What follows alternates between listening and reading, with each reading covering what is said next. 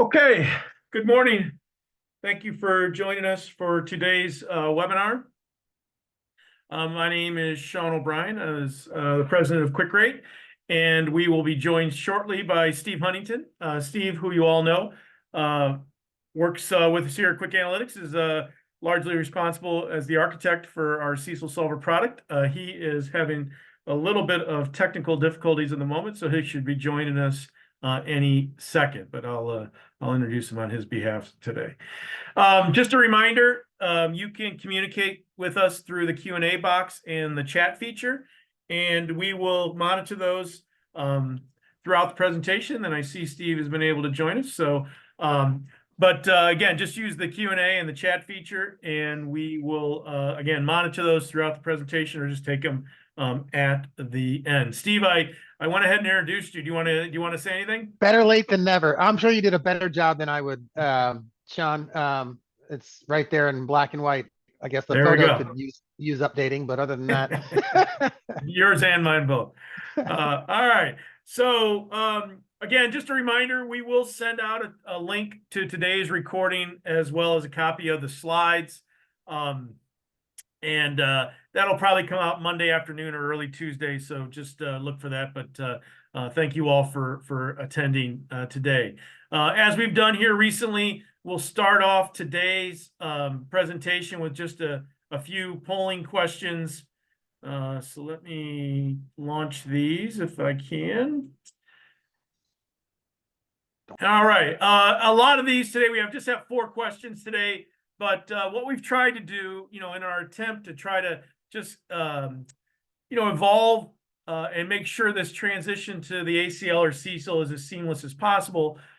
Recently and certainly this week, we've been, had a lot of questions, from credit unions, via their auditors or examiners, just on, different components of not only what they're, CECLSolver, but then what they're doing internally with their own Q factors and potentially how they're handling the unfunded commitments. And so, certainly yesterday was quite a day for Steve and myself addressing a lot of those questions. But we just thought, those might be the appropriate things just to get a little bit more background on kind of what everybody's doing with Q factors and unfunded commitments. So those are really kind of we're kind of the catalyst for our poll questions today. So the first one is just around Q factor data. What data do you use, if any, to assist with your external Q factor adjustments? And so it's multiple choice. You can just answer as many of these as you'd like that you might use. But again, just trying to get a better sense of what some of you might be utilizing to assist with your Q factor kind of approach. And if you did send us a question yesterday that Steve and I are still working on, we do promise after these the coffee talks today, we will if you didn't get an answer yesterday, if I've been tardy in responding, it's why we're here today. Yeah. Yesterday was quite a day. Okay, so we'll go ahead and end this poll. Thank you for contributing. I'll share the results. Other economic data and trends, most popular internal analysis conducted by the credit union, unemployment data and peer loss trends, interest rate trends, and then not using any external data. So appreciate that. We'll move on to the second question. Again, a little bit more on Q factor sources.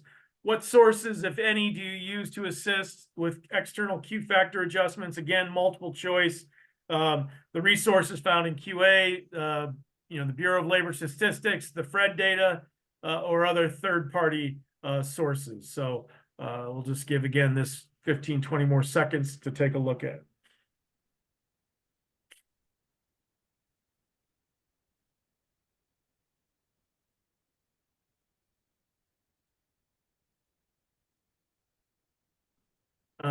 Thank you for contributing. We'll end this one and share those results. So pretty evenly split QA, the BLS numbers from the Bureau, FRED data, and other third-party sources. So thank you again. Obviously an area we'll continue to try to expand what we have available. Next up are on reserve calculations. for unfunded commitments. How are you calculating a reserve for unfunded commitments? One, you're not calculating because you think those lines are unconditionally cancelable. Two, not calculating a reserve because these loans do not exist yet.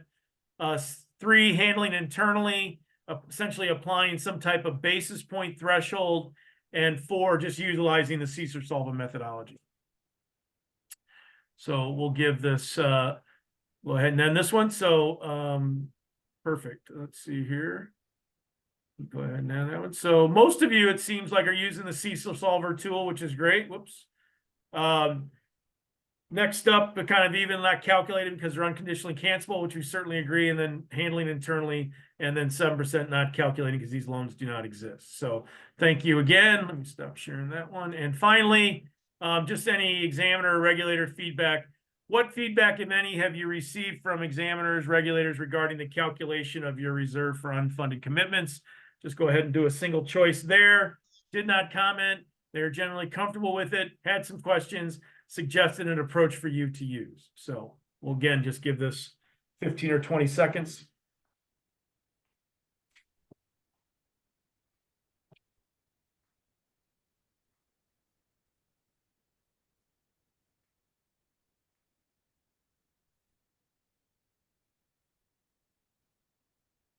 And then this one,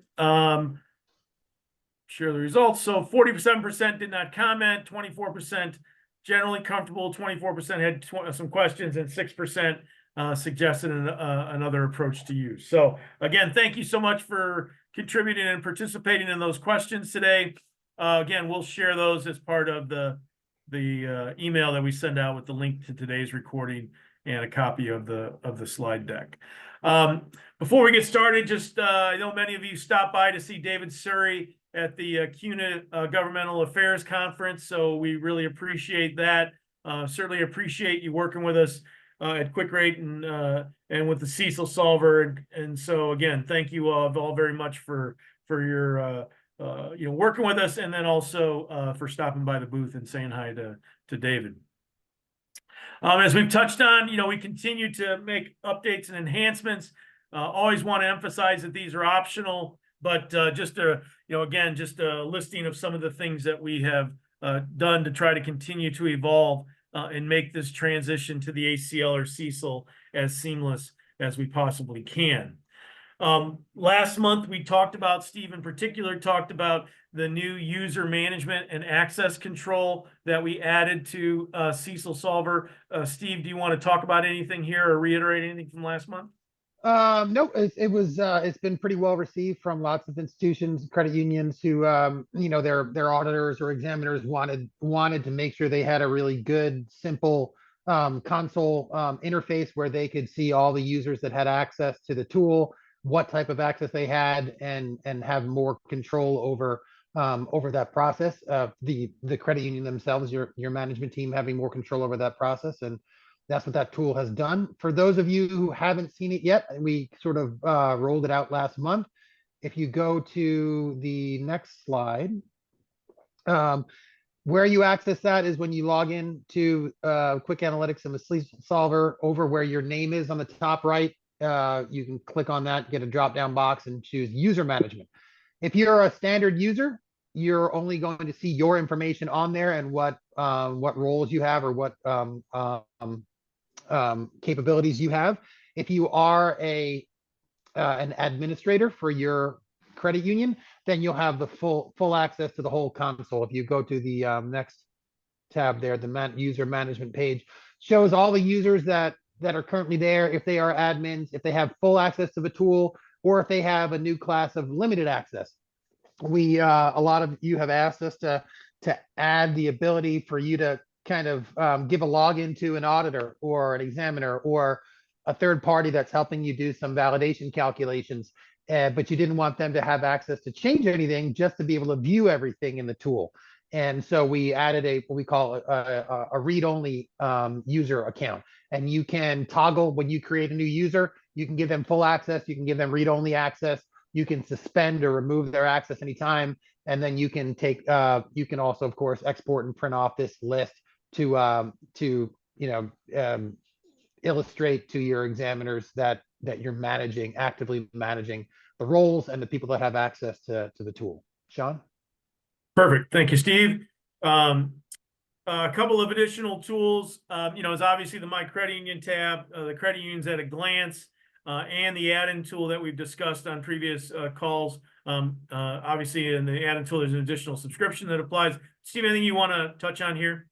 No, we've mentioned these a bunch of times in the past. I just want to just kind of remind everybody if they find themselves looking for another analytical tool to pull a lot more data and do a lot more sorting and looking at peer data and finding of trends. If there's a different loan type that you're trying to do some research on, see what kind of yields and costs have been associated with those assets and liabilities, or what the asset quality has looked like in good and bad times historically in your neck of the woods for that loan type. Those are all the types of additional analyses that you can do with something that's super flexible and comprehensive like the Excel add-in tool. So if anyone out on the call, if that resonates with any of you and you'd like a kind of a walkthrough of how the Excel add-in tool works and what kind of data you can pull and look at, we'd be happy to do that whenever you're interested.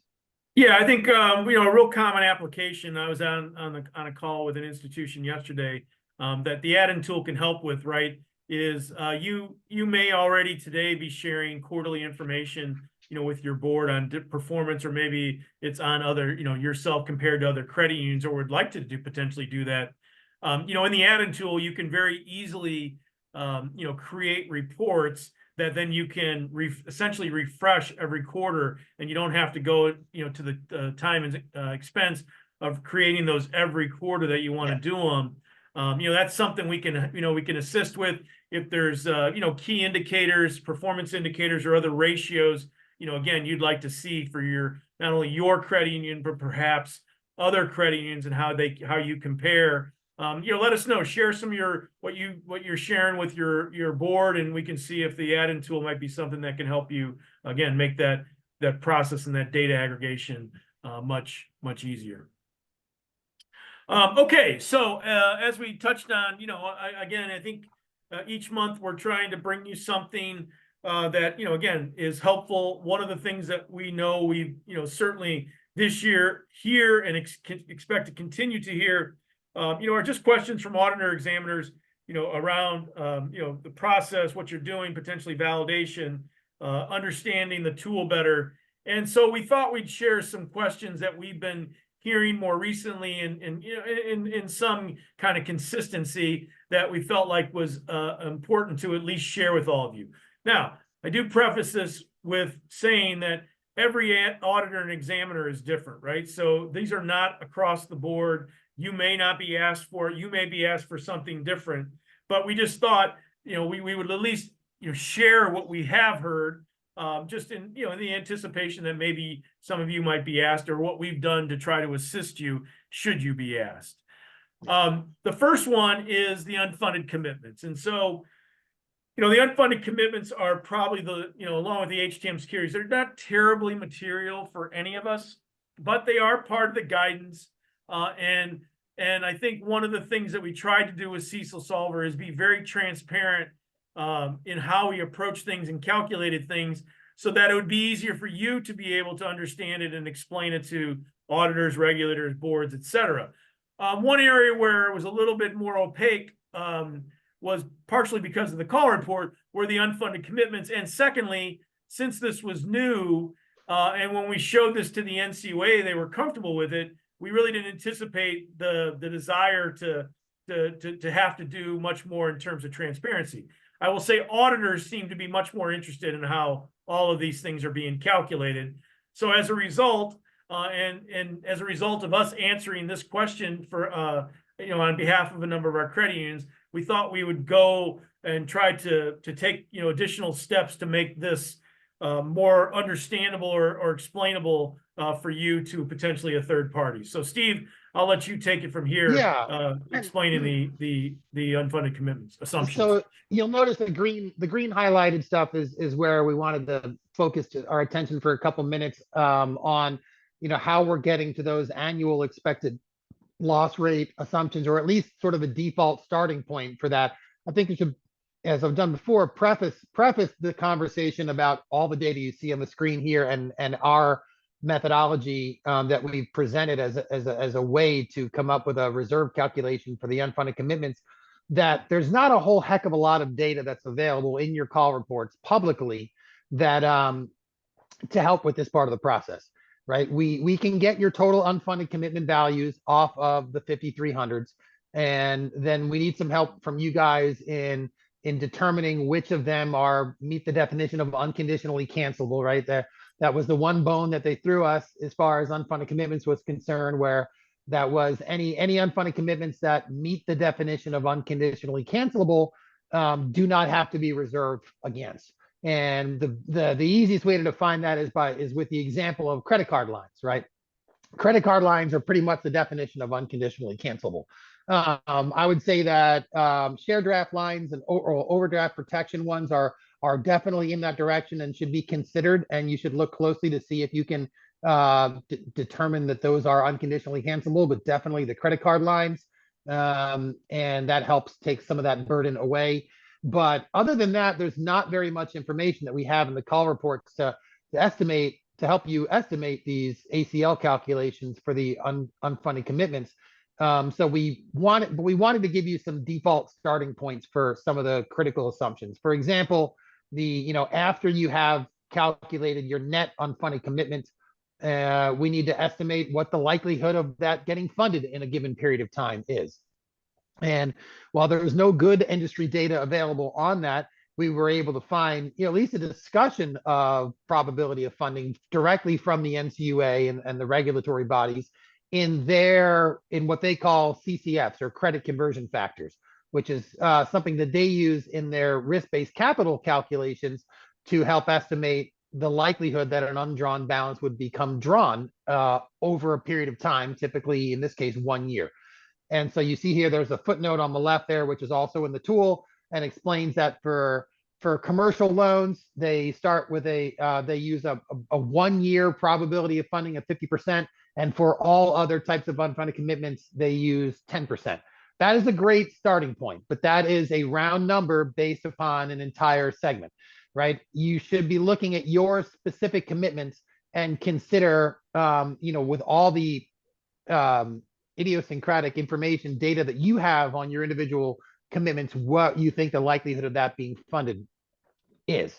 And then once we have that, we're also estimating the lives of these unfunded commitments, and then an annual loss rate estimate. The annual loss rate estimate is derived from the loss estimates that we have for the funded portfolio, right? The work that we already did in calculating our ACL for your actual loans.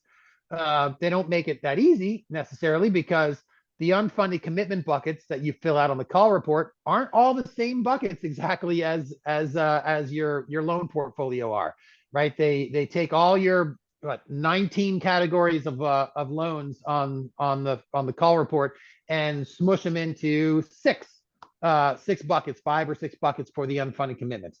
And so we wanted to let you know kind of in more detail how exactly we're calculating those. So for example, I'll pick an easy one. For credit card lines, for example, you'll see there in that green column for the loss rate for credit card lines is derived from letter A on the summary page. So if you go to the next slide, Sean, you'll see I just took a screenshot of the loan portfolio summary page, just like it is on the interactive tool. And I added that same kind of key column there on the right. And you'll see if you go to credit card lines, unsecured credit card lines is A, right? And so if you go back up to the, that you'll see that for the credit card lines here, it's also A. So that one is pretty obvious, pretty straightforward.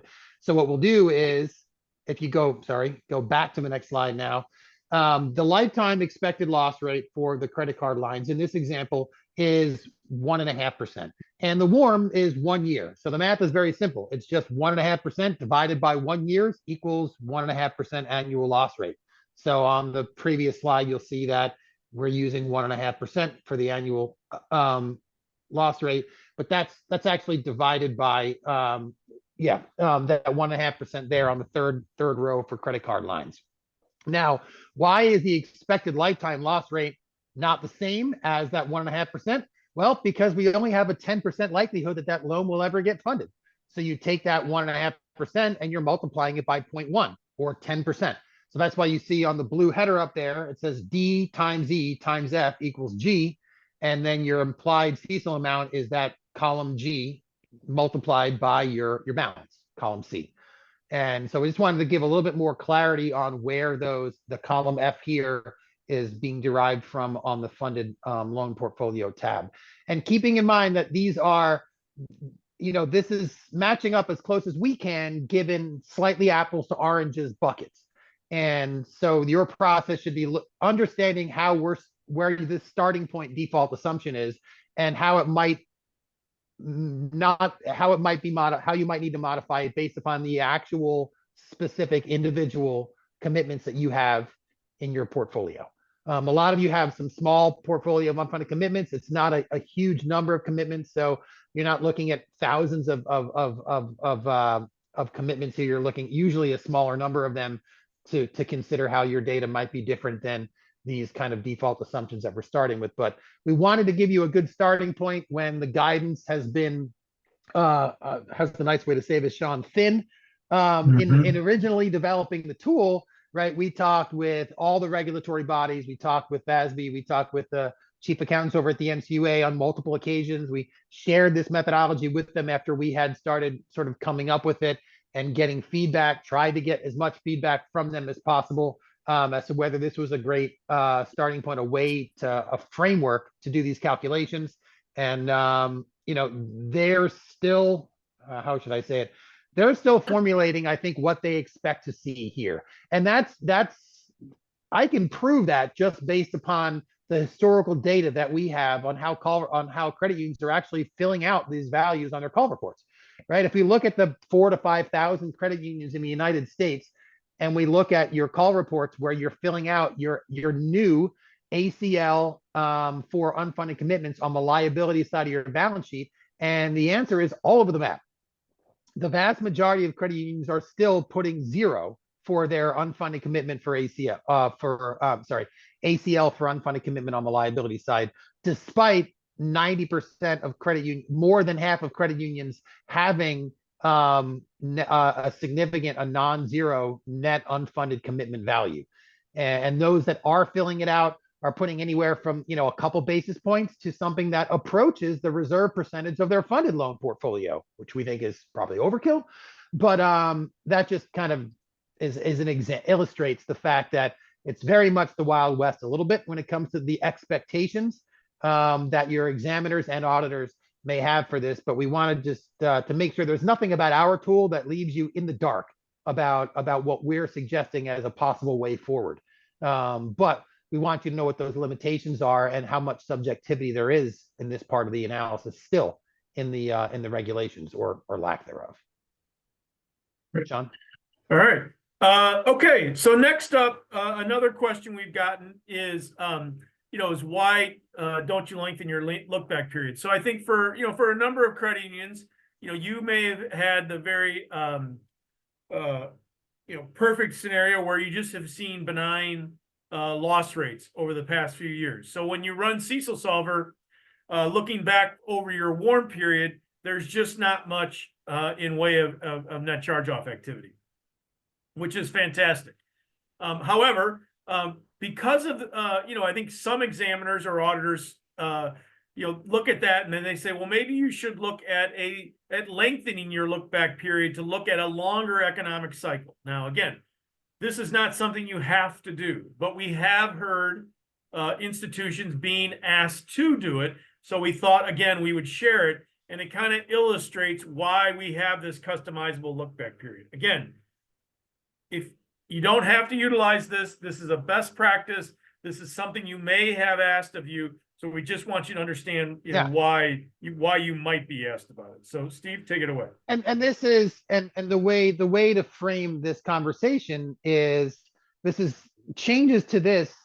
Even if you were to make a change in how you're handling this, that should not be resulting in any significant change to your overall reserve.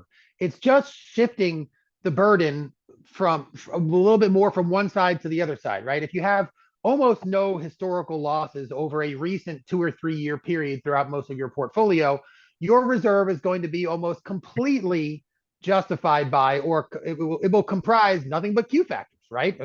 Because you don't have a historical, well, it's all the Q factors. But that might not be new for you guys. I mean, using the old methodology in the old ALLL, if you didn't have recent losses, it was all about, Q factors. And so that's really not necessarily that different method, conceptually speaking. But there's, and this gives you a way to, let's say, well, I want to go ahead and just use, a much longer look back period. Let's say I want to capture part all the way back to the last credit cycle in my look back period. So I want to take a 12-year period of time. I'm not changing my warms. This is not about warms, right? The warm is a mathematical calculation on your portfolio. A look back period is a subjective choice as to how far back in time you want to take into account in calculating in using historical losses. If you're looking back in time 12 years and you're incorporating losses during the last credit cycle, you're going to have more historical losses in the first half of CECL. However, almost by definition, that would mean you would probably have less in your Q factor adjustments.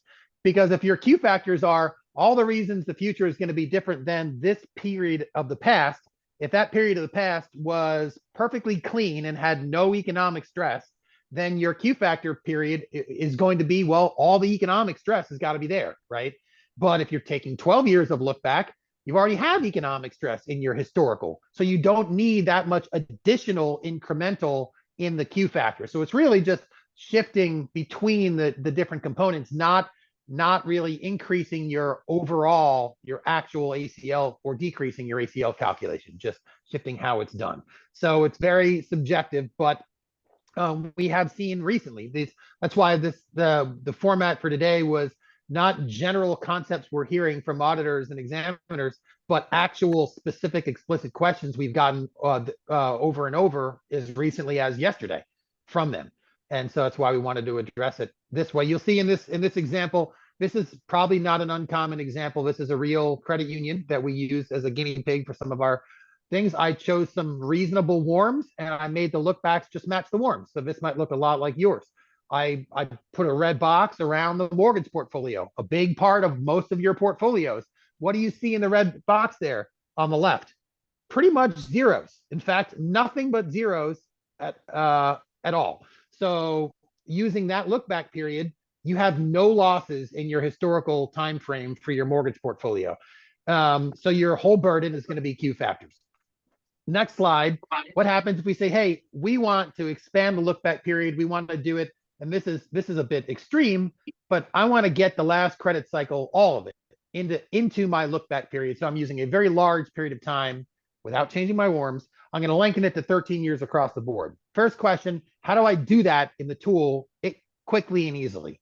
Well, go to the historical analysis page, right? Click on the set common date range button. And in that red box there, you can change the beginning of a look back period to 2011 across the board for every segment of your portfolio with one click. That will have the effect on the next slide of taking all your look back periods. There we go. And moving them all the way back to 2011. So now we're using 13 years of data for each segment, no matter how short or long the warm happens to be. Now, if you've got a 1 year warm and you have a 13-year look back, you're taking 13 years worth of losses and dividing it by 13 to get a 1 year lifetime loss rate for that particular segment. But what this does is I highlighted in yellow here in 2011 and 2012, this credit union, while they recently haven't had any stress or losses on the mortgage portfolio, they had some in 2011, 12, and 13. No big surprise, right? You can see the entire net charge-off ratio for the whole credit union. The last time it was significant was back in 2011 and 12. So what this does is shifts that burden, a good bit of it for the mortgage portfolio, at least, from all having to be justified by Q factors to actually justified right in your historical context, and they don't have to be added to via additional Q factors nearly to the extent you would otherwise have to. Sean, any color to add on that? Yeah, no, I think again, I think that's great. I think two things, right? One, again, it just illustrates the power of the customizable look back period should you need to do it. Two, it can be a best practice is really how we've seen this most often asked, right? Particularly as Steve said, if you don't have any losses. So not a requirement, but certainly being viewed as a best practice. So we're glad we have the tool. And then finally, it can just give you some if you're curious, just some visibility, right? If you do want to potentially, move your loss rates to something more tangible and objective based on your own numbers, utilizing a longer period of time may do that and rely less on Q factors. So just some of the use cases you can utilize this for. But again, as Steve mentioned, since we've actually seen this question come up to institutions of ours using CECLSolver, we just thought we'd share it Yeah. for what it's worth. And And of just course, again, try to make you aware of it. it's all subjective by definition. There's, using an arbitrary 13-year look back across the board. There's no better defense for that than our default assumption that the look back period should match the warms. At least our default assumption is less arbitrary. We didn't pick 13 years out of a hat, but we see plenty of tools and plenty of guidance around choosing an arbitrary one as long as that number is defensible. It may not be appropriate at all for your institution to use a longer look back period like this. Has your market changed significantly in the last 13 years? Have you grown to a point where your loan portfolio composition or your risk appetite is vastly different than it was 12 or 13 years ago? Have you had 100% turnover in your in your underwriting and your lending department in the last 7 years for some reason or another? All those things would be reasons why you might argue that anything that we experienced 12 years ago is completely irrelevant to our expectations of losses over the next couple of years going forward, right? So this is certainly not a we think you should switch to this type conversation at all. This is just an option for those of you who want to see and shift. Like I said, think about the losses a little bit differently in the balance between your historical experience and your adjustments, your Q factors to that, in order to calculate an expected loss rate going forward. An alternative, a middle ground might be to say, hey, we think intuitively it makes sense to have our look backs match our warms, but we have a couple segments of the portfolio, if you go to the next slide, Sean, where we have really, really short warms, like for payday alternative loans, not that they're super common, or for our credit card loans, or for some of our construction loans, right? If you might say, we're going to put a minimum, let's say, of 3 years. So whenever we have a warm that's less than 3 years, we want to make sure that we're getting a little bit more historical swath of data to help calculate that. So we're going to bump up look back periods to be at least 3 years long. And so we modify them only in the cases where the warm is shorter than 3 years. I took an example and did that in this case. And so that provides some bit of a middle ground where your examiner might say, I'm not comfortable with you only using 1 year worth of data just because you have a really short duration in this particular bucket. You don't need to go across the board and do the nuclear option like I showed before with 13 years. You might just bump up the shortest ones to a minimum of 2 or 3. And obviously, when you have a look back that's longer than your warm, you got to do a little bit extra math, right? Because if your warm is 2 years and your look back period is 3 years, well, we're adding up your losses over the look back period, 3 years worth, but you're only doing a 2-year calculation, a calculation based on the length of the warm. So we take the full 3 years worth of losses, add it together, then multiply it by 2/3 to get a loss rate that matches your warm either way. So when you adjust these look back periods, it doesn't affect the warm, and it properly recalculates to make sure you're actually getting lifetime loss rates as required by CECL, no matter what you do with the look back periods. It just adds that highlighted element on the right, second to right column there. You have a lifetime look back multiplier, so to speak. That's not 1 if you have a look back period that you've modified to not match the duration of the warm. Yeah, Sean. All right, Steve, we had a question coming. Can you have more than one look back scenario to compare normal look back period to longer period? think it's a great idea. You would, in that situation, what you do is build out your base case scenario, right? Save it as a scenario in CECL, and then come in and do a completely different look back period and make sure you don't save over, save that as a new scenario and call it like, alternate extended look back. And then just toggle back and forth between the two scenarios and compare and contrast what impact that has on your historical loss rates. If you see no difference, you may see no difference, right? A lot of institutions are saying, or probably thinking in their minds, well, when I use my warms as my look backs, 1, 2, 3, 4, 5 years kind of stuff, I'm at zeros in losses. If I arbitrarily use 6 years across the board, I'm still kind of at zero in losses because, my loss history of zeros kind of extends even back further beyond the look back period. So you might see no difference at all, which is fine. But you may see a segment or two have their historical loss rate bump way up when you do this. That's because, well, we're now taking into account some older loss data. If you think that is relevant data and that helps you but think of all of it in context to your Q factors, right? Q factors are modifiers to your historical loss rate. So as you do anything that affects your historical loss rate, you have to go back and rethink that Q factor adjustment to make sure you're not double counting. You're not overly impacting yourself on a negative or a positive amount, right? If you have a huge Q factor adjustment because you had no losses in the past, and now you've incorporated a longer historical loss because of a economic hardship in the past, you no longer need that economic hardship as a Q factor adjustment for that segment because you've already incorporated it in the history. So I know I kind of keep harping on that, but that's an important thing to understand, so that you can modify the two and adjust appropriately. But it's a good question. Yeah, do both, compare and contrast, and then decide if you want a hybrid approach or if you want to just not bite the bullet, but use a longer arbitrary one. But be prepared to explain why your look back periods are the way they are. If you go longer across the board, why is stuff from 2013, 14 relevant to your future expected losses? That's a question they should ask, and you should have an answer to. If you're using a short one, why is something from 8 years ago not as relevant, right? So just either way, be prepared to understand the subjective assumption you're making and how you can possibly explain it. And if you get stuck, you can always reach out to us and we can help provide some language and some thoughts about how to do that.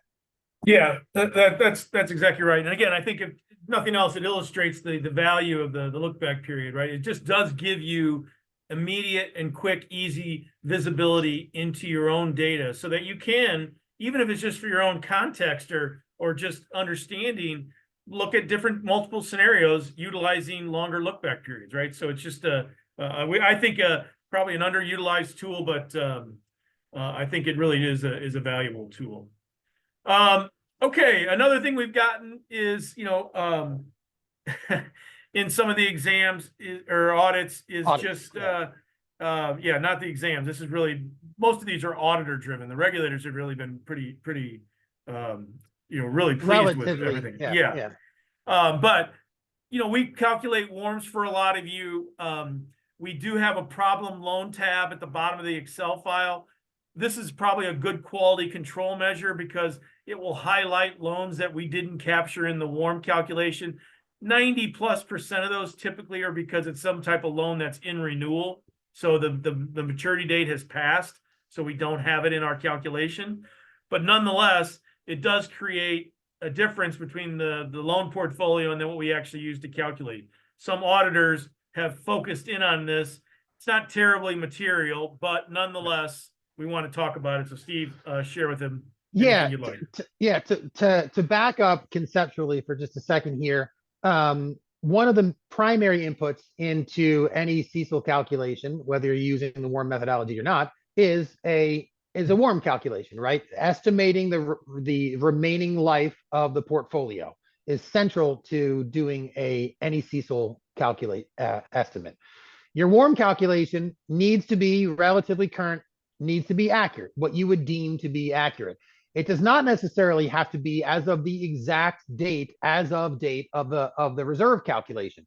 If you're doing a reserve calculation as of April 1st or May 1st, and you're looking at March 31st historical data, you don't have to have a warm calculation with balances that perfectly match the exact GL balance on April 1st.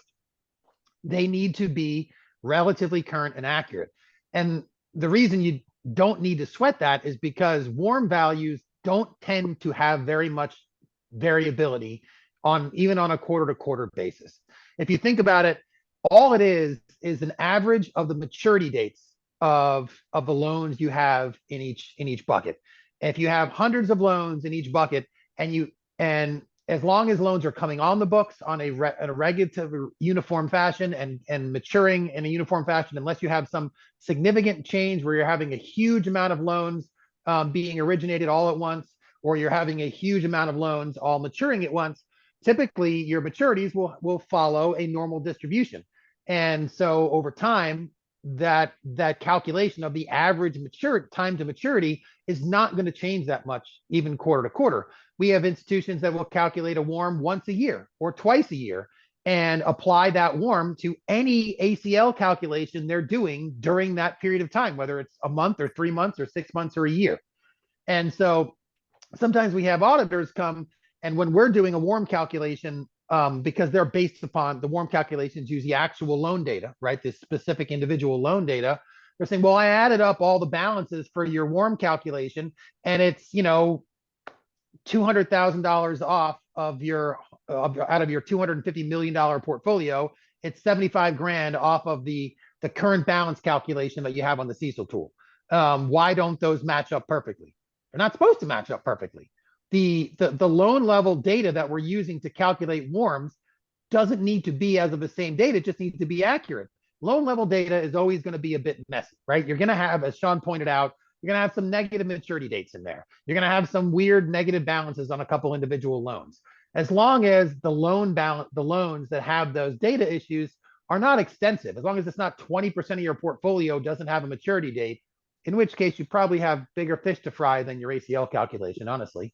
It's going to have a negligible effect on the WARM calculation, because if you randomly grab 5 loans from a bucket of 200 and you remove them and they're kind of distributed evenly throughout the maturity curve, it's going to have no difference. It's going to be 8 decimal point significant digits out from being relevant or material is the better term here. So you don't need to worry about going through and cleaning up your loan files for every single individual loan in the portfolio to make sure that your WARM values are accurate. It just doesn't need to be done.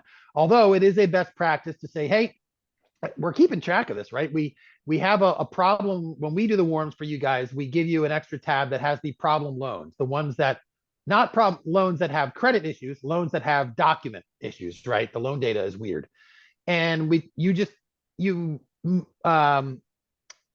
keep an eye on that, right? You kind of make sure that list doesn't get too long to where it's composing, a high percentage of your loan portfolio. As long as it's only a handful of ones, it's not going to be material at all to the WARM calculation. And like we said, there's no requirement here that every single loan even needs to be used. You can calculate a completely accurate WARM calculation using a representative sample from that segment, just like you do a loan, an external or an internal loan review, right? You pick a handful of loans from that bucket that you think are representative of the entire bucket, and you analyze them in depth, and then you apply that kind of credit to that kind of credit evaluation to the whole, you extrapolate it to the whole portfolio. WARM calculation can be the same thing. So I could take 30% of your loans and have a completely accurate WARM calculation done. So the additive balances of the individual loans in your WARM calculation is never designed to be linked perfectly from an accounting standpoint to the current balance on your CECLSolver. It's not like we're losing those loans in the reserve calculation. We might not use a handful of loans in the WARM estimate, but as long as we have our total balance, right, when we're doing our final CECL calculation on the tool, there's a column that says current loan balance. That's call report driven if you're doing it as a quarter end, or you can type in your GL balance if you're doing it as of April 15th, if you want to. As long as you have your accurate balance there, every loan will be properly taken into account for your reserve calculation. So I just want to be very clear about what this is and what this isn't. Sean? Great, thanks, Steve. We had a question come in. Credit unions that calculate quarterly, are they backdating the adjustments into the quarter after adjusting with the call report? Should we be backdating? I think what this is getting at, and Sue, if we need to do this offline, let me know. But my guess is what you're doing is performing, you're running your analysis in the month after the call report numbers are updated into CECLSolver. And if your auditors have a problem with that, at any point in time, the numbers that you use for your quarterly call report, you could update the balances in CECLSolver and run the scenario and get it up, and true it up in the quarter that you're preparing your call report. So it seems like maybe that's what they're getting after. So if they want you to move it up, that's perfectly okay. You can just, again, override the current balances, since we don't have them yet, since the call report Current balances or any filed. changes, if the question kind of comes down to in a general sense is, hey, after call reports all come out, I have more information to better estimate what a reserve would have been as of that point in time historically, right? I now have more peer data. I now have more historical data to use, so I can come up with a more accurate estimate. So at least I'm going to look at that, and I'm going to consider whether anything should be modified based upon that additional information that I just got from the past. There's always going to be a lag between the date that you have good data, right, and the date that you're making some sort of a calculation. So if you're doing a reserve calculation as of March 31st and you're doing it on April 1st, you don't have anyone's call report, yours or your peers, to utilize in estimating as of April 1st what your estimated future lifetime losses might be on your loan portfolio. And that's okay. But if they're asking you to, say, hey, you did this estimate, you estimated your reserve, your estimated future losses as of a date right after the quarter ended. You now have some better ancillary additional economic and financial historical data that you can add to improving that estimate. So you can do a new one or a true up one or whatever you want to call it with that additional information, whatever that information might be, right? Yeah.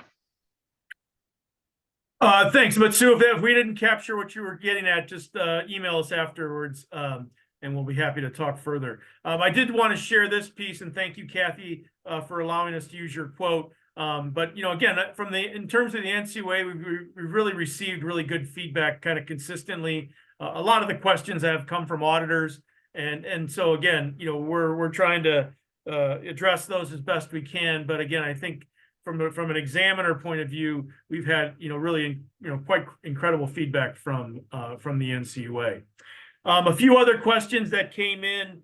One is, I'm curious on how many CECL providers have a SOC 1. I would think most CECL providers have a SOC 1. If it is a requirement for regulators and auditors. Again, two parts to model validation. Step one, what the model provider can offer. That's what we provide, SOC 1, that's all we can do. Step two is what the credit union has to do on their own. We can't do that for you. That either involves you independently validating our tool and how you're using the tool, or you hire a third party to do it. Again, we can't do that for you as the model provider. We provide what we can, and then the second step that you may be asked to comply with then is that independent validation. As we discussed last month, firms like Saltmarsh can help with that. Other CPA firms or advisors can do that. There's only one lane we can do as the vendor, which is provide the SOC 1, which we do. Steve? Because our SOC 1 is not based upon your data, right? What we can have validated from our end is, hey, does the math work? Does it meet is this methodology meet industry standards? Is this a proper way to calculate, to do a CECL framework? And is the math accurate? We can do that. We do that with our SOC 1. Can that speak to how you're interacting with the tool? It can't. Can it speak to whether you think these assumptions that you're subjectively deciding on or are appropriate or accurate? It can't do that. Otherwise, we'd have to do one for every single credit union that we have a relationship with. So that second part, not second, but an additional part of a larger concept of validation here is what Sean just mentioned. Someone outside of us, but it's defined this way: somebody who is not the tool provider and somebody who's not directly responsible for the calculation in the credit union. So if you're the CFO and you're the one doing the ACL calculation, you can't do that part of the validation, and neither can we. But anybody else who's knowledgeable can. It can be someone else at your institution, an analyst who understands the accounting behind reserve calculations, or a third party, another auditing firm or whatnot, can provide that additional validation, which will be looking at what controls you have as to who is seeing your data, who are you sharing this with, are you properly giving the results to the board, are you using good assumptions, that kind of stuff, how you interact with and utilize the tool. I hope that helps. We had a question come in. Because the WARM is a tool to help estimate the look back period, I'd like to only update it annually. Will this pass examination, in your opinion? In the first year, I don't think it will. I think they'll ask you to update it more frequently. I think after a year, if you can demonstrate that your WARMs are not changing that much, you have a better chance. But my guess is that they'll want you to calculate it more frequently, certainly here in the first year. Quarterly is more than sufficient, but I do think annually might be too long. You might get away with semi-annual, but again, it's a little bit up to your examiner and your auditor, who's really going to probably determine that. But certainly in the first year, I think quarterly is both sufficient and probably recommended. I encourage everybody to look at Monique's comments. Monique, thanks for sharing those in the chat section. I really appreciate that. But certainly encourage everybody to check that out. Another question was, I'm curious what credit unions are using for Q factors. We are using BLS data for unemployment, and it's not always updated prior to closing the books. Again, I think that's one of the reasons we had that as a polling question, where we're curious as well. Again, I think Fred data, I think, data in peer data, available in quick analytics, are places. And then again, I think Q factors are processes that credit unions have been using even in the ALLL. I think a lot of institutions have just over time, kind of developed those internally. Another question comes in: are most models validated, as we kind of talked about, right? So it's most common for new tools like this to be audited or validated in the first year, right? It's a regulatory expectation and audit expectation to have models like this validated. The reality, though, the practical reality is not everybody's going to be asked to have their tool validated, right? It may not be a priority for your auditor or your examiner. And so that's a little bit of the subjectivity we never really can account for. We know the guidance calls for models to be validated. That's why we have a SOC 1. But whether you are asked individually to have it validated is going to be different for everybody. Again, some auditors and regulators may stop at the fact that we have a SOC 1. Others are going to be asked to perform that second leg of it. So it's hard to give a concrete answer, because the reality is every model is supposed to be validated.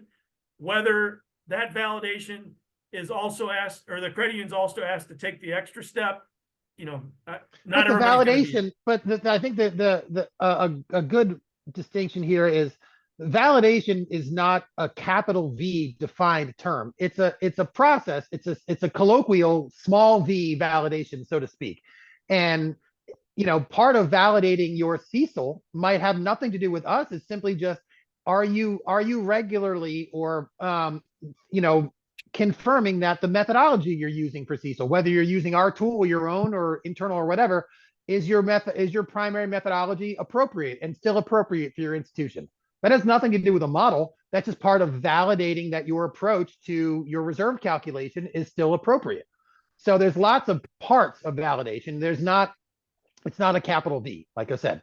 It depends on what tools you're using, who in your institution is doing the calculations, what the complexity of your solution is, how many parts it has.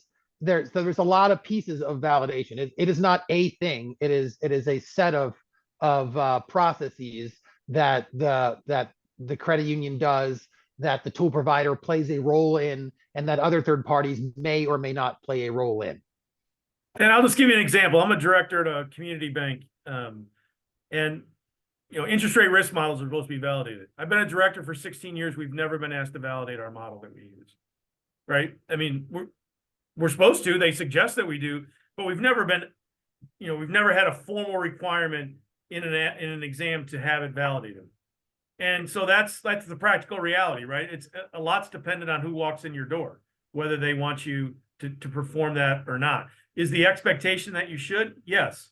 Are you going to be required to be asked? I can't tell you 100% with confidence you will.